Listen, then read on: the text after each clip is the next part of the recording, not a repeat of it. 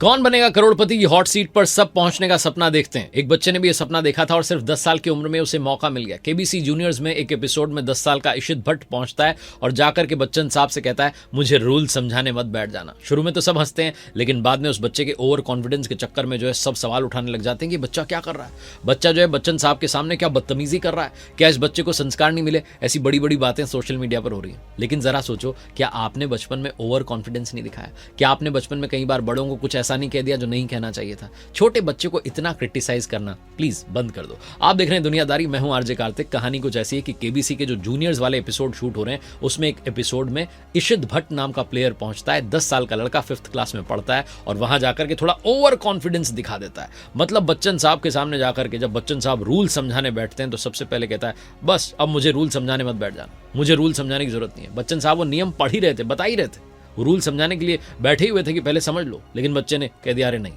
सवाल आता है तो बच्चा कहता है, मुझे ऑप्शंस देखने की जरूरत नहीं है। अरे आप तो मैं बोल रहा हूं उसको लॉक करो, जो भी ऑप्शन है उसको लॉक करो। लेकिन फिर एक ऐसा प्रश्न आ जाता है जहां पर वो बच्चा अटक जाता है और यही जो मोमेंट है सोशल मीडिया पर वायरल हो रहा है। कुछ लोग कह रहे हैं कि बच्चा बड़ा बदतमीज है, कोई कह रहा है कि आजकल के बच्चों को रिस्पेक्ट देना सिखाया नहीं जा रहा है, कोई लोग ये कह रहे हैं कि अरे ये बच्चे जो है ये मोबाइल वाली जनरेशन है, घर में जाते ही सब मोबाइल पकड़ा देते हैं, तो पेरेंट्स का कम्युनिकेशन जो है वो टूट चुका है बच्चों के साथ में। लेकिन रुकिए और ये सोचिए कि क्या हम सबसे बचपन में ऐसी नादानियां नहीं हुई हैं? क्या हम सब ने अपने बड़े बुजुर्गों से कभी ऐसी बात नहीं कह दी जो नहीं कहनी चाहिए थी? कई बार हमारे बड़े बुजुर्गों ने हमें समझाया कि बेटा ऐसे नहीं बोलते हैं। कुछ ऐसी बात कई बार हमारे मुंह से निकल जाती थी बचपन में जो सुनने में थोड़ी अजीब लगती थी। कई बार हमारे पेरेंट्स ने हमें सिखाया, समझाया कि बेटा संस्कार क्या होते हैं। आज की जनरेशन को वो रोकने टोकने की जरूरत है, ये बात बिल्कुल सही है और ये पेरेंट्स को सोचना होगा। 10 साल की उम्र में इंसान का इरादा बुरा नहीं होता है, बस वो कई बार अपने आप को सही से एक्सप्रेस नहीं कर पाता है। इशित ने गेम बड़ा अच्छा खेला, लेकिन जब रामायण से जुड़ा प्रश्न आया तो अटक गया। प्रश्न ये था कि रामायण में प्रथम कांड का नाम क्या है। बच्चे को जो बार बार कह रहा था ऑप्शंस मत दो, ऑप्शंस मत दो, वहां चुप हो गया। बच्चन साहब ने भी जो है वहां पर कहा, अब बताओ बेटा। ऑप्शंस नहीं दिए, लेकिन तब वो बच्चा बता नहीं पाया। ऑप्शंस आए तब उसने गलत जवाब दिया, अयोध्या कांड उसने बता दिया, जबकि प्रथम कांड का नाम है बाल कांड। और जब बाल कांड की बात आती है, संस्कारों की बात आती है। धार्मिक चर्चा हो सकता है कुछ घरों में ना होती हो, कुछ घरों में बिजनेस की ज्यादा बातें होती हो, स्पोर्ट्स की ज्यादा बातें होती हो, पॉलिटिक्स की ज्यादा बातें होती हो, लेकिन धार्मिक चर्चा हर घर में होनी चाहिए। ये जो पूरा एपिसोड हुआ, इससे यही सीखने को मिलता है।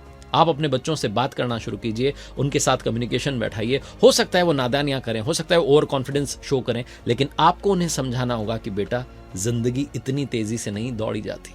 अगर अब मैं बात करूं बच्चन साहब ने इस मोमेंट को कैसे हैंडल किया, तो उन्होंने बहुत ही शांति से पूरा मामला संभाला। उन्होंने मुस्कुराते हुए कहा कि बच्चे कभी कभी ज्यादा खुल जाते हैं, पर उनमें जो एनर्जी होती है वही उनकी असली स्ट्रेंथ होती है। यही मैच्योरिटी सोशल मीडिया पर जो लोग मीम्स बना रहे हैं, जो ट्रोल कर रहे हैं, उनको भी दिखानी चाहिए।